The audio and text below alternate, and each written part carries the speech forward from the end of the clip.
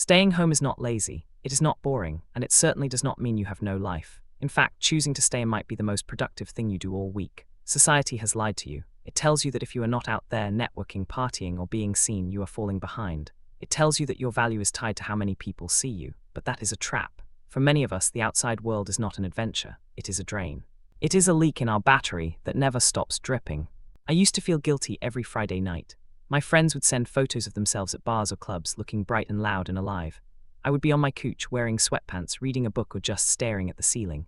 And I would think, what is wrong with me? I felt like I was missing out. I felt like I was failing at being an adult. I forced myself to go out sometimes. I would dress up, I would smile, I would make small talk, but inside I was counting the minutes. I was watching the clock. I was exhausted not because I was tired, but because my nervous system was screaming for quiet. Here is the science behind why that happens. It is called optimal arousal theory. Everyone has a baseline level of stimulation they need to feel okay. Extroverts have a low baseline. They need noise, people, and movement to feel awake. Their brains are understimulated when they are alone. But introverts and home-oriented people, we have a high baseline. Our brains are already busy. We are thinking, we are feeling, we are processing. When we add more noise, more faces, and more conversation, we hit a ceiling. We get overloaded. It is not that we dislike people. It is that our batteries charge differently. For us, silence is the charger. Noise is the drain. Think about your phone. If your battery is at 5%, you do not take it to a loud concert. You plug it in, you put it in airplane mode, you let it rest. That is what home is for many of us. It is not a prison. It is a charging station. The outside world is unpredictable. You do not know who you will run into. You do not know how loud it will be. You do not know if the lighting will hurt your eyes or if the music will be too bass heavy. At home, you control the variables. You control the light. You control the sound. You control who enters your space. For people who are sensitive or prone to anxiety, this control is not just nice. It is necessary. It is how we regulate our nervous systems. This is not about hiding. There is a big difference between hiding and resting. Hiding is when you are afraid. Hiding is when you stay home because you are avoiding a problem or because you are depressed or because you feel shame. That feels heavy. That feels dark. Resting feels light. Resting feels like choice. When I stay home now, I do not feel trapped. I feel free. I make tea. I sit in my favorite chair. I listen to the rain. These are small rituals. They fill my cup. They remind me that I am safe. If you are staying home because you are scared to face the world, that is something to work on.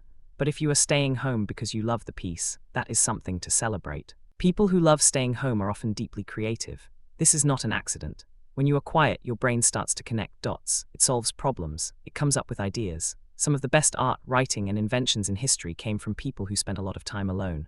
Isaac Newton did not discover gravity at a party. He was sitting under a tree alone. J.K. Rowling did not write Harry Potter in a crowded club. She was in a quiet cafe or at home in her head. Solitude gives you depth. It lets you hear your own thoughts. If you are always surrounded by other people's voices, you never hear your own. And if you never hear your own voice, how can you create anything new? There is also this idea that you need external novelty to have a good life. You need to travel. You need to try new restaurants. You need to see new sights. But for many of us, the inner world is rich enough. We do not need to go to Paris to feel wonder. We can find wonder in a book. We can find wonder in a hobby. We can find wonder in the way the light hits the floor in the afternoon. This is called a low stimulation preference. It means we do not need the world to shout at us to feel alive. We can feel alive in the whisper. We can feel alive in the stillness. I remember one specific Sunday. I had planned to go to a brunch with a group of people. I was dreading it. I knew I would have to perform. I would have to laugh at jokes I did not find funny. I would have to eat food I did not really want while pretending to enjoy the company. So I cancelled. I stayed home. I made pancakes. I listened to jazz. I wrote in my journal. I felt more alive on that Sunday than I had in months. I was not missing out. I was opting in. I was opting into my own life. I was choosing myself over the expectation of others. The stigma around staying home comes from a place of insecurity. People who need to be out all the time often fear silence. They fear being alone with their thoughts, so they judge those who are comfortable in silence. They call it boring. They call it antisocial. But it is not. It is self-awareness. It is knowing what you need to function. It is respecting your own limits. When you stop apologizing for staying home, you start to enjoy it. You stop seeing it as a consolation prize. You start seeing it as a luxury. Think about the last time you went out and felt drained. How did you feel? Did you feel connected? Or did you feel scattered? Now think about the last time you stayed home and truly relaxed. Did you feel empty or did you feel full? For many of us, home is where we become ourselves again. Outside, we are performers. We are employees. We are friends. We are partners. We are wearing masks. At home, the masks come off. We can just be, and that being is enough.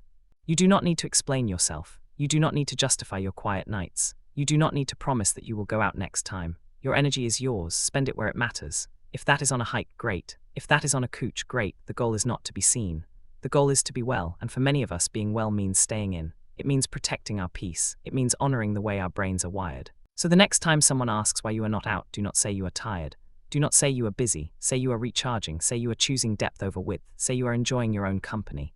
Because if you cannot enjoy your own company, who else will? The world will always be there. The noise will always be there. But your peace, that is rare. Protect it. Stay home. Be proud of it. It is not a retreat. It is a return to yourself. And that is the most important journey you can take.